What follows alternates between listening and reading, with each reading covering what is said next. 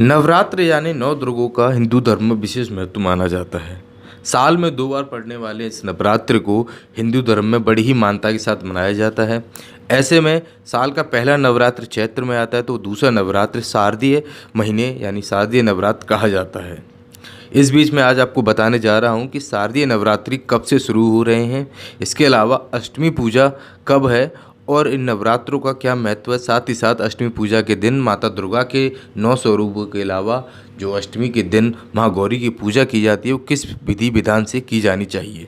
ऐसा माना जाता है कि नवरात्र में 9 दिन माँ भगवती का व्रत रखने और प्रतिदिन दुर्गा सप्तशती का पाठ करने का विशेष महत्व होता है। मानता है कि ऐसा करने से मनोकामनाएं पूरी हो जाती हैं, सभी कष्टों से छुटकारा मिल जाता है और धन धान्य की प्राप्ति होती है। महानवरात्रि के 10वें दिन दशहरा होता है जो पूरे भारत में धूमधाम से मनाया जाता है।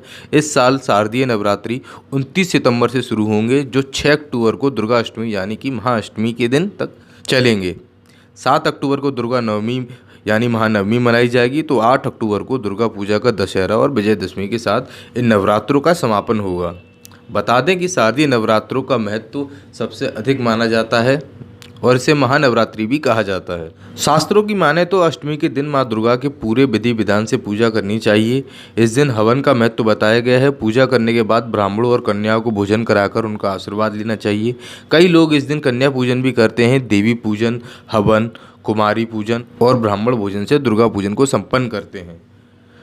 नवरात्र हिंदू धर्म के उन विशेष त्योहारों में से एक माने जाते हैं जिनका इंतजार सभी हिंदू धर्म के लोग बड़ी ही बेसब्री से करते हैं। अब गौर करते हैं दुर्गा अष्टमी के दिन महागौरी की पूजा विधि के बारे में, या फिर ये कह लीजिए कि दुर्गा अष्टमी के दिन महागौरी की पूजा किस लिए की जाती है।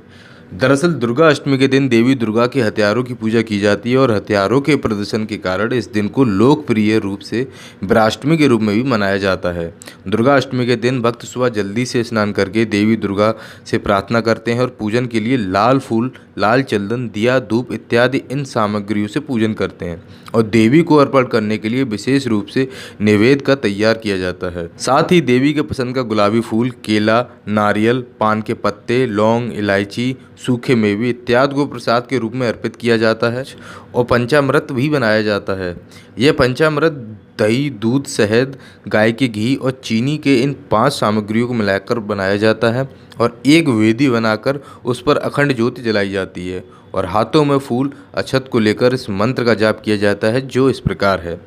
सर्वमंगलाय मांगल्ये शिवे सर्वदा साधिके शरण्ये त्र्यंबके गौरी नारायणे नमस्तुते। इसके बाद आप उस फूल और अक्षत को माँ दुर्गा को समर्पित कर दें। फिर बाद में आप दुर्गा चालीसा का पाठ कर आरती करके पूजा करें। इस प्रकार दुर्गा अष्टमी के दिन आप माँ दुर्गा की या महागौरी की पूजा कर सकते हैं। साथ ही साथ दुर्गा अष्टमी के दिन स्त्रियां और पुरुष उपवास भी रखते हैं और अपनी मन चाही इच्छा का फल प्राप्त करने के लिए महागौरी की कामना करते हैं।